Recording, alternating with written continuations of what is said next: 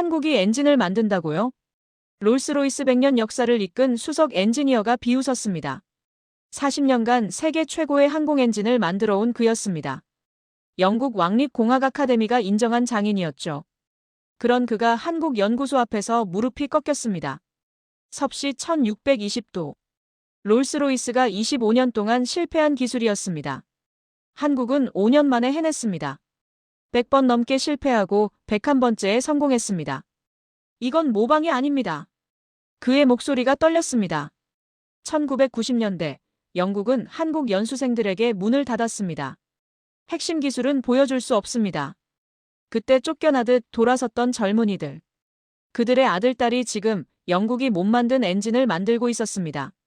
70년 전 독일 탄광으로 떠났던 광부들의 손주 세대가 이제 세계 항공 역사를 다시 쓰고 있습니다. 지금부터 그 놀라운 이야기를 들려드리겠습니다. 구독과 좋아요로 응원해주시고 댓글로 대한민국 화이팅이라고 남겨주세요. 2024년 11월 런던 외곽 더비의 롤스로이스 본사였습니다.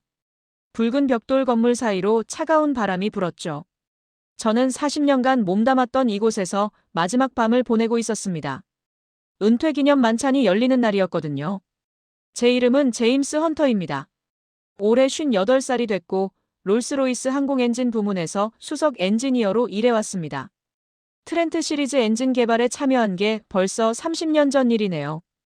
영국 왕립공학 아카데미 펠로우 자격도 갖고 있습니다. 자랑하려는 게 아니에요.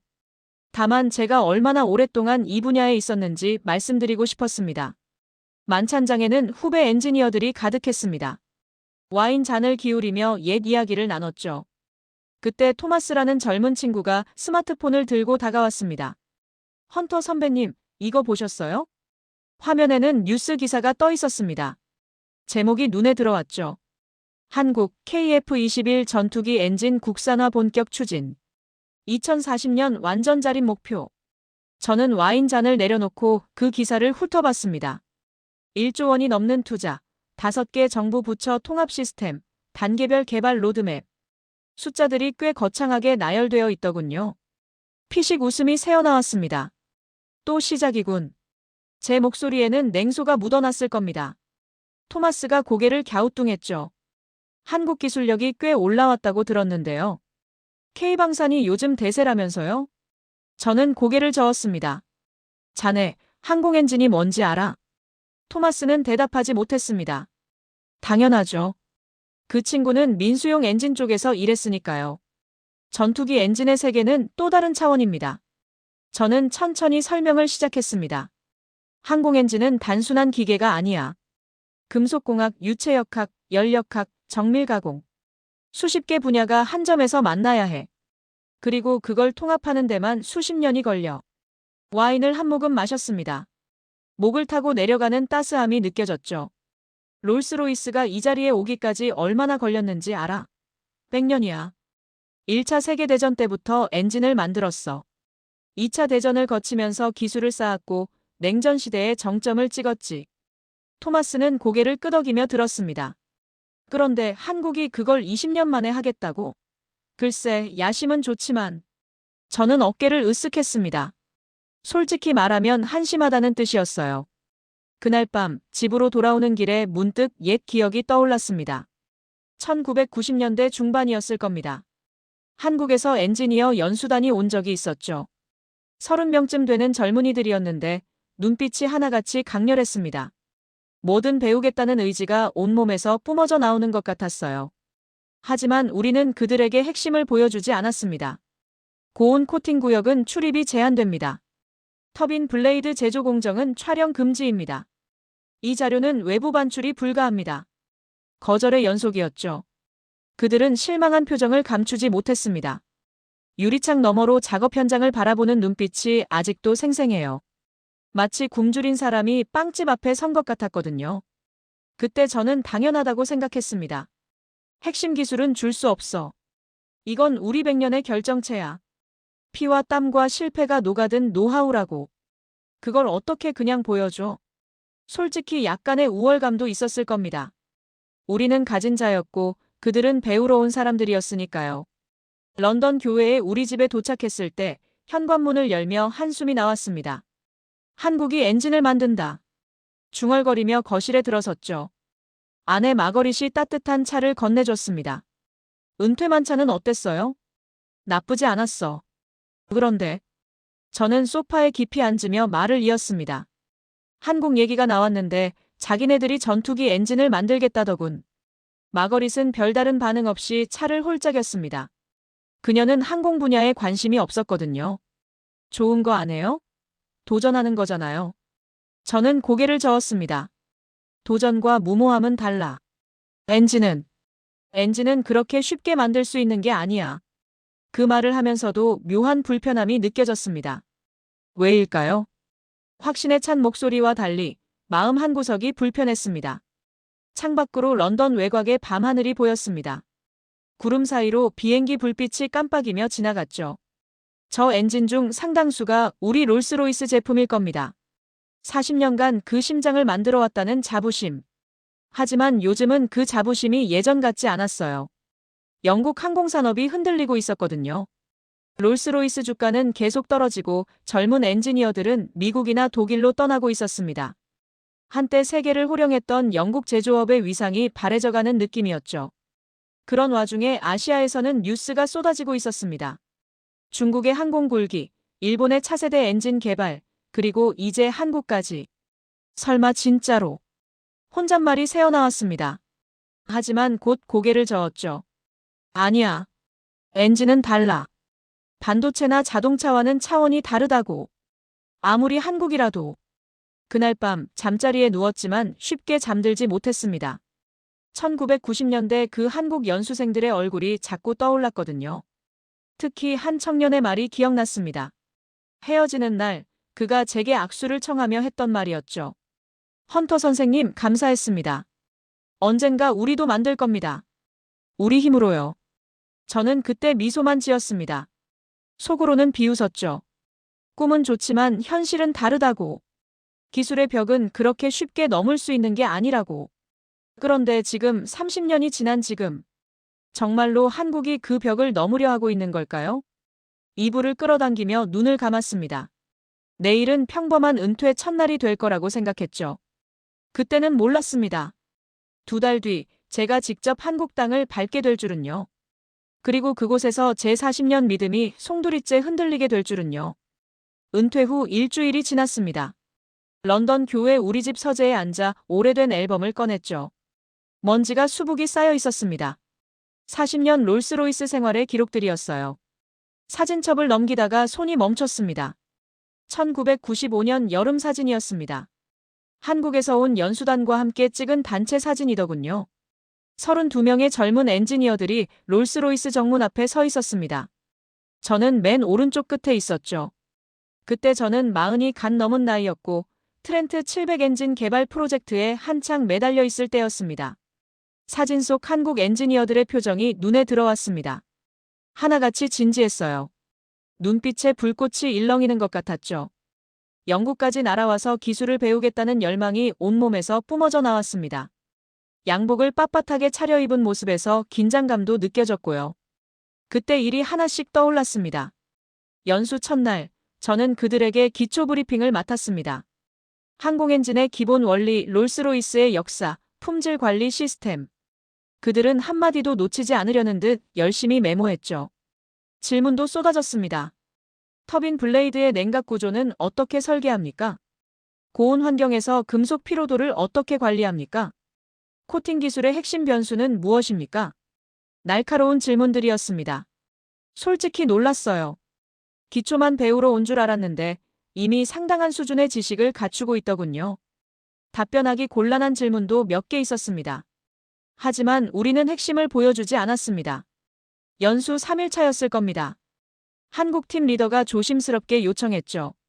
고온 코팅 시설을 견학할 수 있을까요? 직접 공정을 보고 싶습니다. 저는 고개를 저었습니다. 죄송합니다. 그 구역은 보안 등급이 높아서요. 그의 얼굴에 실망감이 스쳤습니다. 하지만 금세 표정을 가다듬더군요. 이해합니다. 다른 부분이라도 더 볼 수 있을까요? 우리는 그들을 조립 라인으로 안내했습니다. 완성된 엔진들이 줄지어 있는 공간이었죠. 겉모습은 볼 수 있지만 속은 알 수 없는 곳이었습니다. 마치 자동차 전시장에서 후드를 열어주지 않는 것과 같았어요. 그들은 유리창 너머로 작업 현장을 바라봤습니다. 터빈 블레이드 가공 라인이 보이는 곳이었죠. 정밀 기계들이 금속을 깎아내는 모습, 로봇팔이 부품을 이동시키는 장면. 그들의 눈빛이 유리창에 달라붙는 것 같았습니다. 한 젊은 엔지니어가 창문에 바짝 다가섰습니다. 손을 유리에 대고 안을 들여다보더군요. 마치 빵집 앞에 선 굶주린 아이 같았어요. 간절하지만 손에 닿지 않는 것을 바라보는 표정이었죠. 저는 그 모습을 보면서 약간의 연민을 느꼈습니다. 동시에 우월감도요. 그래, 보고 싶겠지. 하지만 이건 줄 수 없어.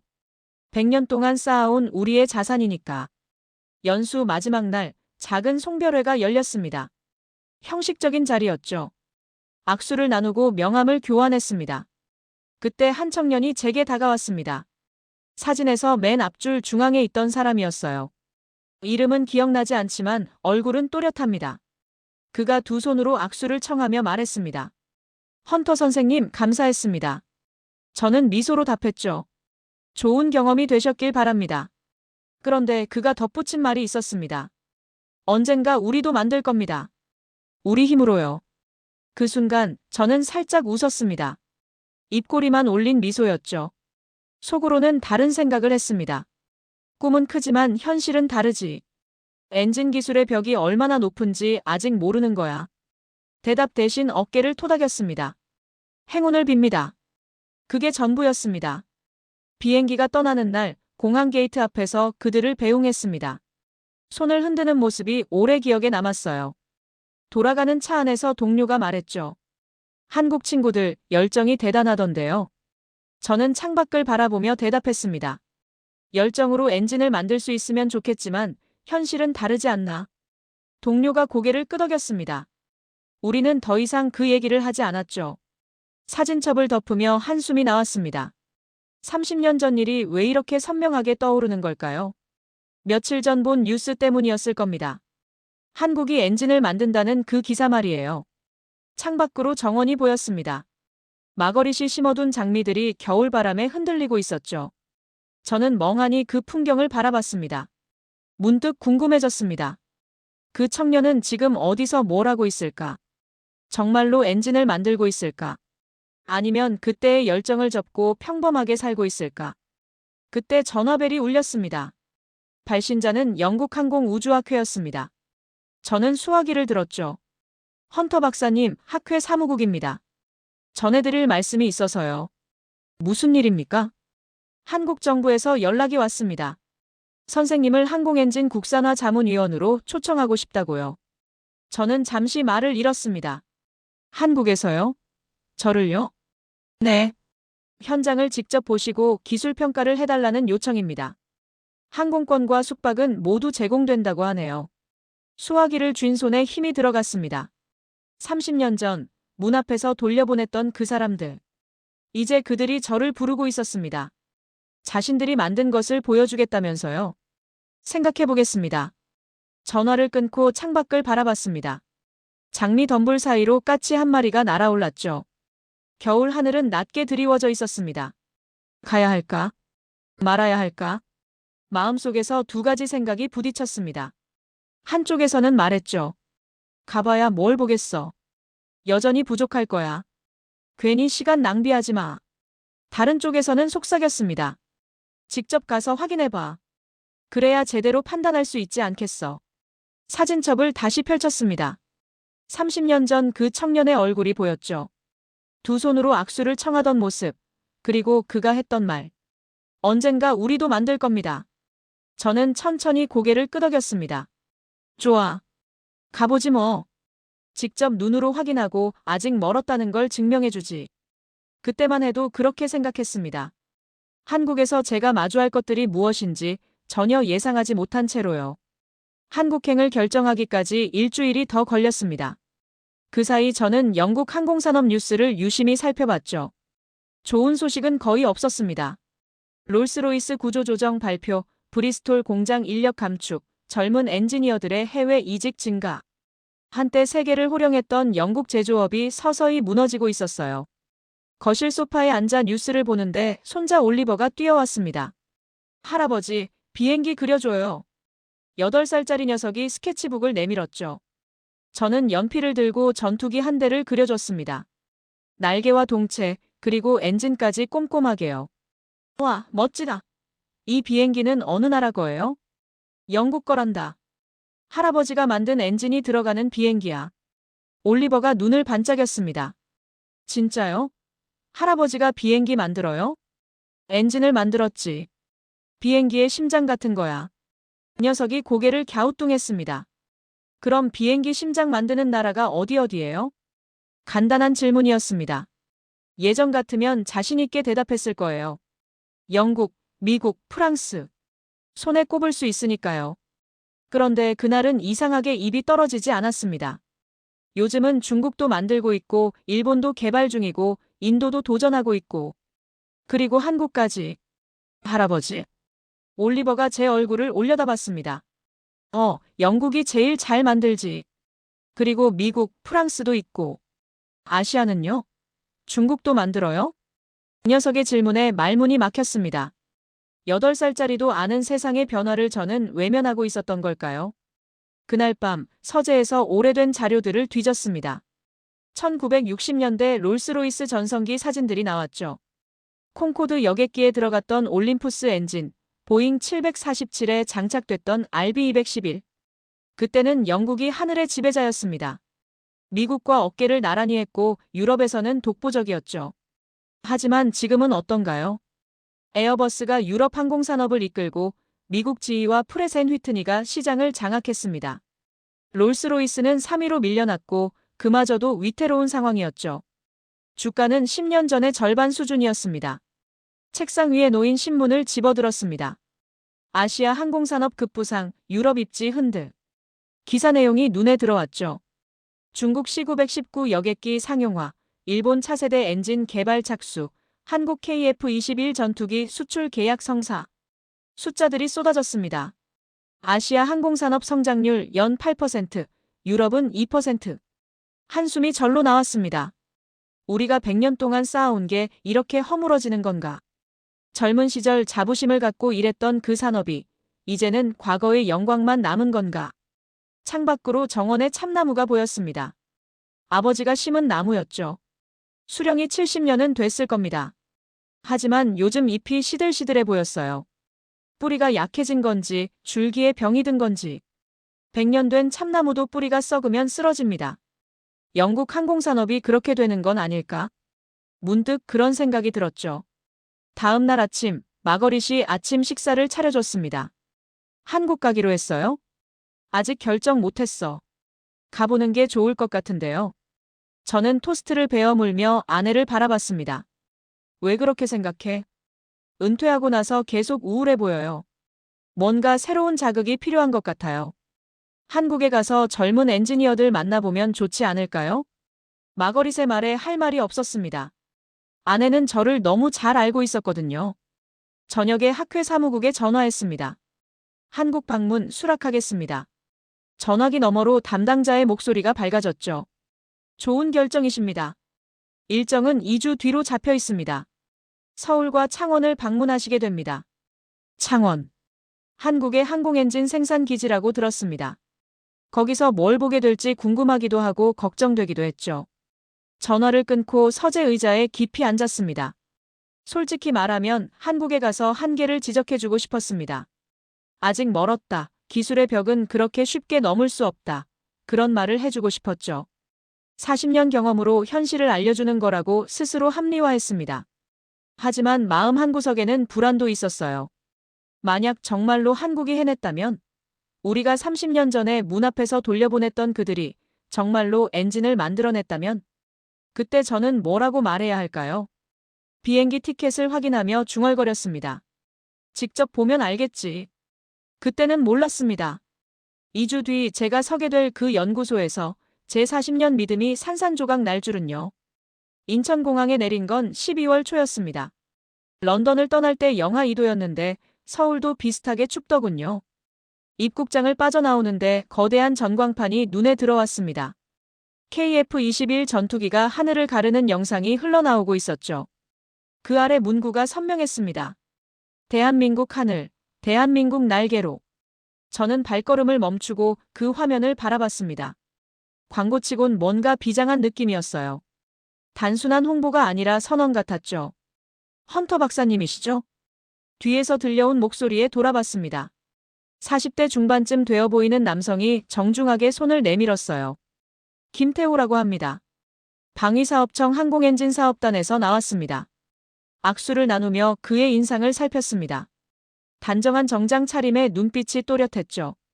관료 특유의 딱딱함보다는 엔지니어다운 실용적인 분위기가 느껴졌습니다. 먼 길 오시느라 수고 많으셨습니다. 차로 모시겠습니다. 공항을 빠져나와 서울로 향하는 길, 차창 밖 풍경이 낯설면서도 인상적이었습니다. 고층 빌딩들이 빼곡하게 들어서 있었고 도로는 깔끔하게 정비되어 있었죠. 30년 전 기억 속 한국과는 완전히 달랐습니다. 태호 단장이 태블릿을 꺼내 일정을 설명하기 시작했습니다. 내일은 방사청 본청에서 전체 브리핑이 있습니다. 모레는 창원 엔진센터를 방문하시고 그 다음 날은 고온 소재 연구동을 보시게 됩니다. 창원에서 실제 엔진을 볼 수 있습니까? 물론입니다. CJ 코어도 보실 수 있고 원하시면 테스트 데이터도 공유해 드릴 수 있습니다. 저는 살짝 놀랐습니다. 데이터까지 공유한다고요? 30년 전 우리가 한국 연수생들에게 했던 것과 정반대였거든요. 그때 우리는 철저하게 숨겼는데 이들은 오히려 보여주겠다고 나서고 있었습니다. 왜 저를 초청하신 겁니까? 솔직하게 물었습니다. 태호 단장이 잠시 생각하더니 대답했죠. 객관적인 평가가 필요합니다. 우리끼리는 제대로 보기 어려운 부분이 있거든요. 40년 경력의 전문가 눈으로 봐주시면 좋겠습니다. 부족한 점이 있으면 솔직하게 지적해 주십시오. 그 말에 담긴 자신감이 느껴졌습니다. 숨기려는 게 아니라 정말로 평가받고 싶어하는 태도였죠. 마치 시험 준비를 마친 학생이 채점을 기다리는 것 같았습니다. 호텔에 짐을 풀고 창밖을 내다봤습니다. 서울의 야경이 펼쳐져 있었어요. 한강을 따라 불빛들이 반짝이고 있었죠. 런던과는 다른 분위기였습니다. 오래된 도시의 고풍스러움 대신 역동적인 에너지가 느껴졌어요. 태호 단장이 건넨 자료를 펼쳐봤습니다. 첫 페이지부터 숫자들이 쏟아졌죠. 엔진 국산화 투자 규모 1조 179억 원. 참여 기업 12개. 참여 대학 8개. 정부 부처 5개. 눈이 휘둥그레졌습니다. 이건 단순한 연구 프로젝트가 아니었어요. 국가 차원의 대규모 사업이었죠. 다음 페이지에는 로드맵이 있었습니다. 2026년 5,500파운드급 CJ 엔진 완성. 2030년대 초반 1만 5천 파운드급 개발 착수. 2040년대 1만 6천 파운드급 독자 전투기 엔진 완성. 각 단계마다 구체적인 목표와 검증 지표가 명시되어 있었습니다. 페이지를 넘기다가 손이 멈췄습니다. 조직도가 눈에 들어왔거든요. 과학기술정보통신부, 산업통상자원부, 국방부, 방위사업청, 기획재정부. 5개 부처가 하나의 위원회로 연결되어 있었습니다. 그 아래로 기업과 대학이 거미줄처럼 엮여 있었죠. 영국에서는 상상하기 어려운 구조였습니다. 우리는 부처 간 협력 하나 만드는데도 몇 년씩 걸리거든요. 예산 싸움, 권한 다툼, 책임 떠넘기기. 그런데 한국은 정말로 한 방향을 보고 있는 것 같았습니다. 노트북을 열고 메모를 시작했습니다. 예상보다 체계적인 구조. 내일 브리핑에서 실체 확인 필요. 그렇게 적으면서도 마음이 복잡했습니다. 솔직히 한계를 찾으러 온 거였거든요. 아직 멀었다는 걸 확인하고 조언 몇 마디 해주고 돌아갈 생각이었죠. 그런데 자료만 봐도 만만치 않아 보였습니다. 창밖의 불빛들을 바라보며 중얼거렸습니다. 내일 직접 보면 알겠지. 이불을 덮고 누웠지만 쉽게 잠들지 못했습니다. 30년 전 그 청년의 말이 자꾸 떠올랐거든요. 언젠가 우리도 만들 겁니다. 정말로 그날이 온 걸까요? 아니면 여전히 멀었을까요? 눈을 감으며 생각했습니다. 내일이면 답을 알 수 있겠지. 그때는 아직 제 확신이 흔들릴 거라고는 상상도 못했습니다. 다음 날 아침 9시 방위사업청 본청 회의실에 들어섰습니다. 예상했던 것과 달랐어요. 형식적인 프레젠테이션 공간이 아니었습니다. 벽면 가득 엔진 개발 로드맵이 붙어 있었고 테이블 위에는 두툼한 자료집들이 쌓여 있었죠. 마치 작전 상황실 같은 분위기였습니다. 자리에 앉자마자 자료집을 펼쳤습니다. 첫 페이지부터 숫자들이 쏟아졌죠. 한화 에어로스페이스와의 초도 엔진 양산 계약 규모 6,232억 원. 전체 사업 구조 1조 179억 원. 저는 손가락으로 그 숫자들을 짚어가며 확인했습니다. 롤스로이스에서 비슷한 규모의 프로젝트를 진행하려면 최소 5년은 논의해야 합니다. 예산 확보에만 2년, 부처 간 조율에 또 2년. 그런데 한국은 이미 실행 단계에 들어가 있었어요. 브리핑이 시작됐습니다. 스크린에 타임라인이 떠올랐죠. 2026년 5,500파운드급 시제 엔진 완성. 2030년대 초반 1만 5,000파운드급 개발 착수. 2040년대 1만 6,000파운드급 독자 전투기 엔진 완성. 발표자가 차분하게 설명을 이어갔습니다. 저희는 단계적 접근을 하고 있습니다. 처음부터 완벽한 엔진을 만들겠다는 게 아닙니다. 라이선스 생산으로 기초를 다지고 소재 국산화로 핵심을 확보하고 그 다음 독자 설계로 나아가는 구조입니다. 저는 고개를 끄덕이며 메모했습니다. 이건 제가 흔히 보던 과장된 로드맵이 아니었어요. 각 단계마다 구체적인 목표와 검증 지표가 명시되어 있었거든요. 다음 슬라이드에서 더 놀라운 게 나왔습니다. 항공엔진자립 공동위원회 조직도였어요. 과학기술정보통신부, 산업통상자원부, 국방부, 방위사업청, 기획재정부. 5개 부처가 한 테이블에 앉아있는 구조였습니다. 그 아래로 한화, LIG넥스원 같은 기업들과 카이스트, 서울대 같은 대학들이 연결되어 있었죠. 저는 숨을 들이켰습니다. 영국에서도 이런 통합체계는 보기 힘듭니다. 롤스로이스에 있을 때 정부 협력 프로젝트를 몇 번 진행했는데 부처 간 회의 한 번 잡는 데만 석 달씩 걸렸거든요. 각자 이해관계가 달라서 합의점을 찾기가 정말 어려웠습니다. 이 위원회는 실제로 작동합니까? 제가 물었습니다. 태호 단장이 고개를 끄덕였죠. 분기마다 회의가 열립니다. 예산, 기술, 인력 모든 게 이 테이블에서 조정됩니다. 구체적인 사례가 화면에 떠올랐습니다. 지난 분기에 코팅 문제가 발생했을 때 산업부가 예산을 긴급 지원하고 카이스트 연구팀이 투입되어 3개월 만에 해결했다는 내용이었어요. 3개월이라고요. 롤스로이스였으면 최소 1년은 걸렸을 겁니다. 문제 보고에 2달, 예산 승인에 석 달, 팀 구성에 2달. 그런데 한국은 3개월 만에 해결했다니. 다음 슬라이드에는 소재 국산화 현황이 나왔습니다. 엔진 핵심 소재 49가지 중 7개 국산화 완료. 10개 개발 진행 중. 3년 전만 해도 국산화율이 거의 제로였다고 했습니다. 그런데 지금은 35%를 향해 가고 있었어요. 저는 펜을 내려놓고 화면을 응시했습니다. 이 속도면 정말로 가능할 수도 있겠다. 그 생각이 처음으로 스쳐 지나갔습니다. 브리핑이 끝나고 질의응답 시간이 됐습니다. 솔직히 말씀해 주십시오. 제가 입을 열었죠. 가장 큰 기술적 난관은 뭡니까? 발표자가 잠시 생각하더니 대답했습니다. 고온 터빈 블레이드입니다. 섭씨 1600도 이상에서 버티는 소재와 코팅 기술이 핵심인데 이 부분이 가장 어렵습니다. 솔직한 대답이었습니다. 숨기려 하지 않았어요. 문제점을 인정하면서도 해결하겠다는 의지가 느껴졌죠. 회의실을 나서며 태호 단장에게 물었습니다. 내일 창원에서 그 터빈 블레이드를 직접 볼 수 있습니까? 물론입니다. 연구동까지 안내해드리겠습니다. 호텔로 돌아가는 차 안에서 창밖을 바라봤습니다. 서울 시내가 스쳐 지나갔어요. 고층 빌딩들, 분주하게 움직이는 사람들, 끊임없이 흐르는 차량들. 이 나라 전체가 하나의 엔진처럼 돌아가고 있는 것 같았습니다. 노트북을 열고 메모를 추가했습니다. 예상보다 훨씬 체계적. 통합 시스템이 핵심. 내일 현장에서 실체 확인 필요. 그날 밤 잠들기 전 롤스로이스 시절을 떠올렸습니다. 우리는 100년 동안 기술을 쌓아왔지만 조직은 점점 느려지고 있었어요. 부서 간 벽이 높아지고 결정은 미뤄지고 혁신은 멈춰가고 있었죠. 그런데 한국은 정반대였습니다. 역사는 짧지만 속도가 빨랐어요. 벽 대신 연결이 있었고 지연 대신 실행이 있었습니다. 이불을 당기며 생각했습니다. 내일 창원에서 뭘 보게 될까? 숫자가 아닌 실물을 봐야 진짜를 알 수 있겠지. 그때까지만 해도 저는 여전히 회의적이었습니다. 브리핑은 훌륭했지만 현장은 다를 수 있으니까요. 하지만 다음 날 창원에서 제가 마주한 것은 상상을 뛰어넘었습니다. 창원에 도착한 건 오전 10시였습니다. 한화 에어로스페이스 엔진센터 앞에 서는 순간 압도당했습니다. 거대한 건물이 하늘을 찌를 듯 솟아 있었거든요. 외벽을 따라 복잡하게 뻗은 배관들, 입구에 세워진 엔진 모형. 이건 전시관이 아니었습니다. 진짜 엔진을 만드는 살아있는 공장이었죠. 건물 안으로 들어서자 금속과 기름 냄새가 코를 찔렀습니다. 어딘가에서 기계 돌아가는 소리가 들려왔어요.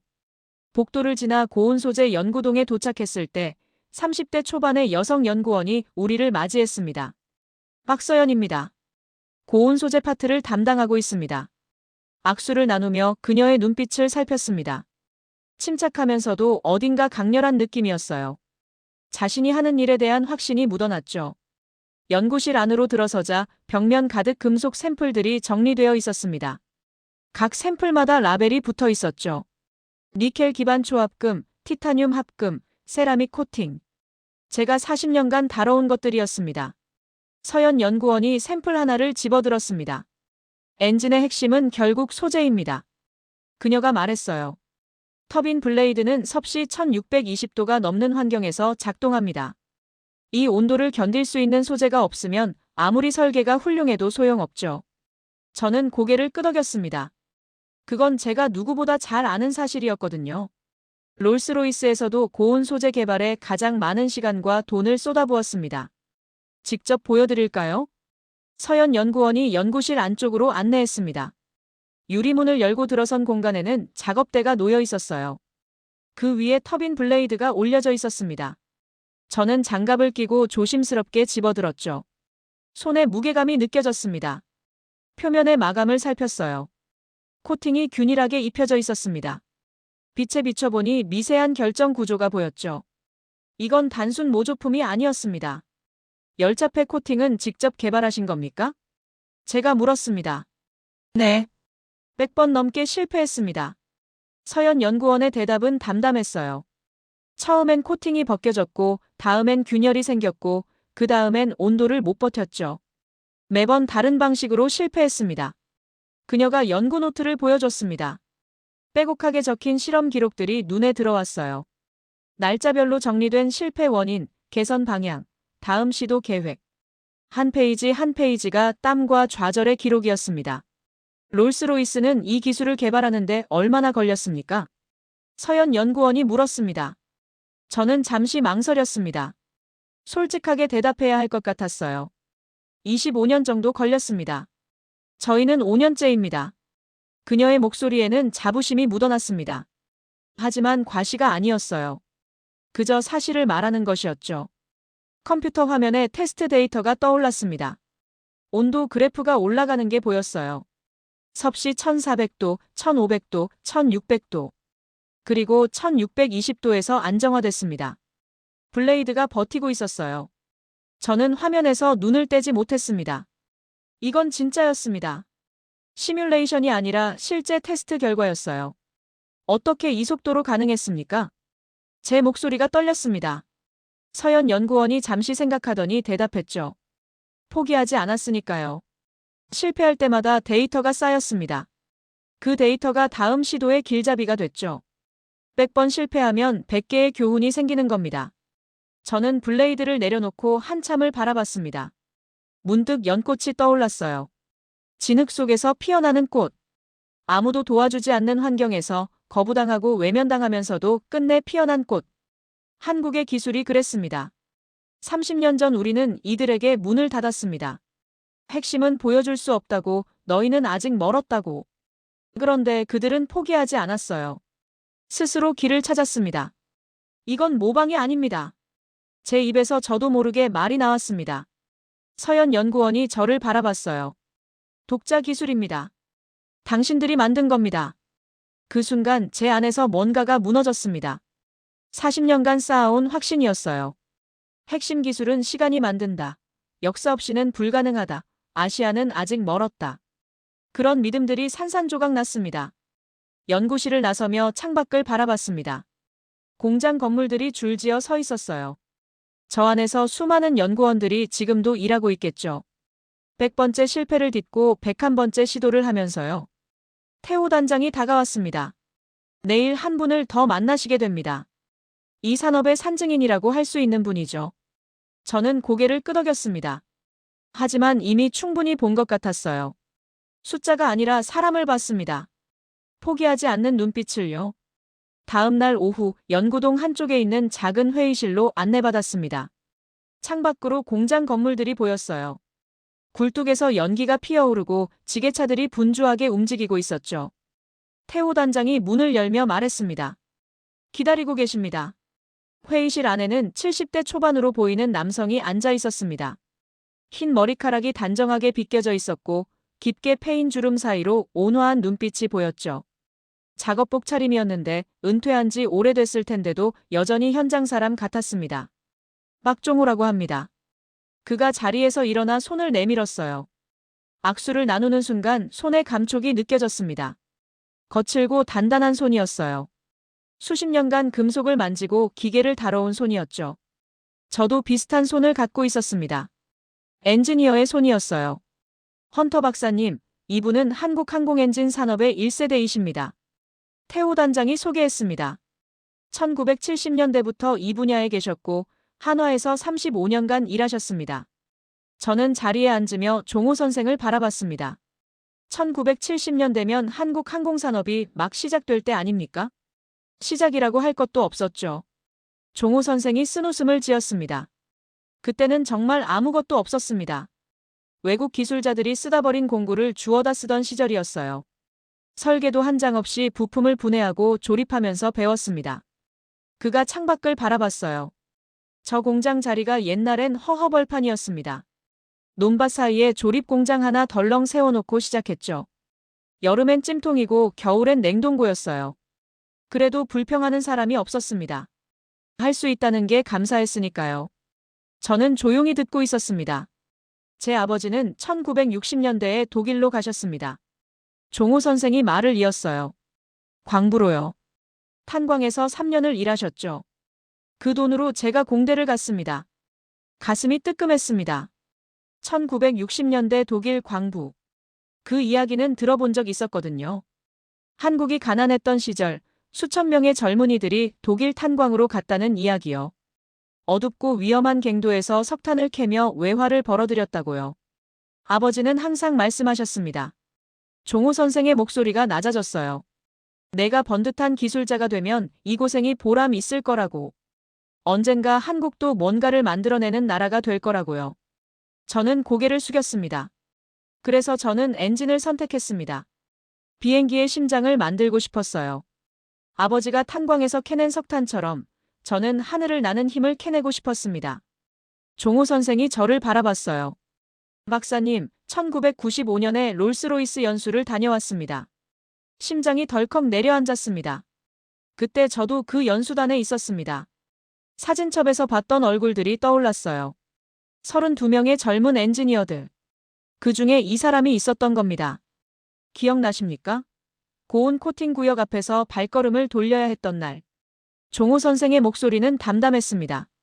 원망이나 분노는 없었어요. 그저 사실을 말하는 것이었죠. 핵심 기술은 보여줄 수 없다고 하셨죠. 저희는 유리창 너머로만 볼 수 있었습니다. 저는 대답하지 못했습니다. 그때 제가 했던 말들이 떠올랐거든요. 핵심은 줄 수 없어. 이건 우리 100년의 결정체야. 원망하지 않습니다. 종호 선생이 말했어요. 당연한 거였으니까요. 기술은 그냥 주는 게 아니지 않습니까? 그때 깨달았습니다. 누구도 우리에게 진짜를 주지 않을 거라고요. 스스로 만들어야 한다고요. 창밖으로 햇살이 비쳐 들어왔습니다. 그래서 30년을 매달렸습니다. 실패하고 다시 하고 또 실패하고 셀 수 없이 많이 넘어졌어요. 하지만 일어났습니다. 일어나서 다시 걸었습니다. 종호 선생이 자리에서 일어나 창가로 걸어갔습니다. 저기 보이는 연구동 있죠? 어제 서현 연구원을 만나셨다고 들었습니다. 그 친구가 제 제자예요. 제가 은퇴할 때 기술을 넘겼습니다. 저도 일어나 그의 옆에 섰습니다. 제 아버지가 독일 탄광에서 번 돈으로 제가 공대를 갔고 제가 쌓은 기술을 서연이가 이어받았습니다. 그리고 그 친구가 1620도를 버티는 블레이드를 만들어냈죠. 목이 메어왔습니다. 새 세대입니다. 광부의 손자 세대가 지금 영국이 못 만든 엔진을 만들고 있어요. 저는 더 이상 말을 잇지 못했습니다. 눈시울이 뜨거워졌거든요. 대나무가 떠올랐습니다. 처음 몇 년은 땅 위로 거의 자라지 않는다고 하죠. 뿌리를 내리느라 바쁘기 때문이에요. 하지만 일단 뿌리가 잡히면 하루에 1m씩 치솟는다고 합니다. 한국이 그랬습니다. 30년간 뿌리를 내렸고 이제 하늘로 뻗어가고 있었어요. 당신들이 맨손으로 일군 게 이겁니까? 제 목소리가 떨렸습니다. 종호 선생이 고개를 돌려 저를 바라봤어요. 그리고 조용히 미소 지었습니다. 아닙니다. 시작일 뿐이에요. 아직 갈 길이 멀죠. 하지만 방향은 맞습니다. 그거면 됐어요. 저는 고개를 숙였습니다. 30년 전 문 앞에서 돌려보냈던 그들에게 지금 저는 무슨 말을 해야 할까요? 미안하다고요? 대단하다고요? 어떤 말도 부족한 것 같았습니다. 그냥 고개를 깊이 숙였습니다. 그게 제가 할 수 있는 전부였어요. 귀국 전날 저녁 마지막 브리핑이 열렸습니다. 방위사업청 대회의실에는 이번 방문에서 만났던 사람들이 모여 있었어요. 태호 단장, 서연 연구원, 종호 선생, 그리고 여러 엔지니어들. 모두 저를 바라보고 있었습니다. 발표대 앞에 섰을 때 가슴이 떨렸습니다. 40년간 수많은 발표를 해왔지만 이렇게 긴장된 건 처음이었어요. 준비한 원고가 있었지만 접어서 주머니에 넣었습니다. 형식적인 말은 하고 싶지 않았거든요. 일주일 전 저는 한계를 찾으러 왔습니다. 솔직하게 시작했습니다. 아직 멀었다는 걸 확인하고 조언 몇 마디 해주고 돌아갈 생각이었죠. 40년 경력으로 현실을 알려주겠다고 스스로 합리화했습니다. 회의실이 조용해졌어요. 하지만 제가 틀렸습니다. 목소리가 떨렸습니다. 한국에 사과드립니다. 저는 40년간 틀렸습니다. 서연 연구원의 눈이 커졌어요. 종호 선생은 조용히 미소 짓고 있었죠. 1995년 저는 한국 연수생들에게 문을 닫았습니다. 핵심은 보여줄 수 없다고, 너희는 아직 멀었다고. 그때 저는 우월감에 차 있었어요. 100년 역사가 만든 자만이었죠. 창밖으로 어둠이 내려앉고 있었습니다. 그런데 그 문 앞에서 돌아섰던 분들이 30년 동안 포기하지 않았습니다. 100번 넘게 실패하면서도 101번째 도전을 했습니다. 그리고 끝내 해냈어요. 서연 연구원을 바라봤습니다. 섭씨 1620도를 버티는 블레이드. 롤스로이스가 25년 걸린 기술을 당신들은 5년 만에 해냈습니다. 이건 모방이 아닙니다. 독자 기술입니다. 종호 선생에게로 시선을 옮겼어요. 광부의 아들이 엔지니어가 되고 그 엔지니어의 제자가 세계 최고 수준의 소재를 만들어냈습니다. 세 세대에 걸친 집념이었죠. 이건 기술의 문제가 아닙니다. 의지의 문제입니다. 가슴이 벅차올랐습니다. 롤스로이스는 100년 역사를 자랑합니다. 하지만 저는 이제 압니다. 역사의 길이가 중요한 게 아니에요. 그 역사를 어떻게 써나가느냐가 중요한 겁니다. 한국의 30년이 영국의 100년보다 단단합니다. 회의실 여기저기서 숨소리가 들렸어요. 소나무가 떠오릅니다. 제가 말을 이었습니다. 척박한 바위 틈에서 자라는 나무죠. 좋은 토양에서 자란 나무보다 느립니다. 하지만 한번 뿌리 내리면 1000년을 버팁니다. 태풍이 와도 눈보라가 쳐도 쓰러지지 않아요. 한국이 그 소나무입니다. 서연 연구원의 눈가가 붉어졌습니다. 저는 영국으로 돌아가서 이 이야기를 전하겠습니다. 한국이 무엇을 해냈는지, 어떻게 해냈는지를요. 그리고 손자 올리버에게도 말해주겠습니다. 미소가 지어졌어요. 할아버지, 비행기 심장 만드는 나라가 어디야? 그 질문에 이제 대답할 수 있습니다. 한국도 만들어. 아주 대단한 심장을요. 자리에서 일어난 사람이 있었습니다. 종호 선생이었어요. 그가 천천히 걸어와 제 앞에 섰습니다. 그리고 두 손을 내밀었죠. 30년 전 그 청년이 했던 것처럼요. 저는 그 손을 잡았습니다. 감사합니다, 헌터 박사님. 종호 선생이 말했어요. 30년 전 그 문이 닫혔을 때 저희는 오히려 감사했습니다. 스스로 해야 한다는 걸 깨달았으니까요. 목이 메었습니다. 2040년 완전 국산 엔진을 단 전투기가 하늘을 가르는 날. 제가 말했습니다. 그날 저는 한국에 다시 오겠습니다. 이 땅에 서서 그 비행을 보고 싶습니다. 그리고 박수를 치겠습니다. 진심을 담아서요. 회의실에 박수가 터져 나왔습니다. 저는 깊이 고개 숙여 인사했어요. 100년 자존심을 내려놓는 경례였습니다.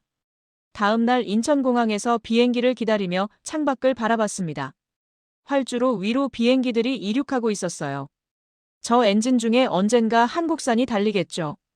주머니에서 작은 상자를 꺼냈습니다. 서현 연구원이 준 선물이었어요. 터빈 블레이드 모형이었죠. 언젠가 진짜 우리 엔진 블레이드를 보여드릴 날이 올 겁니다. 그녀가 했던 말이 떠올랐습니다. 저는 그 모형을 손에 쥐고 미소 지었어요. 그날이 생각보다 빨리 올 것 같았습니다. 황무지에서 시작한 나라가 이제 하늘의 심장을 스스로 만들고 있었습니다. 그리고 그 심장 소리는 점점 더 크게 울려 퍼지겠죠. 전 세계가 들을 수 있도록요. 대한민국 화이팅!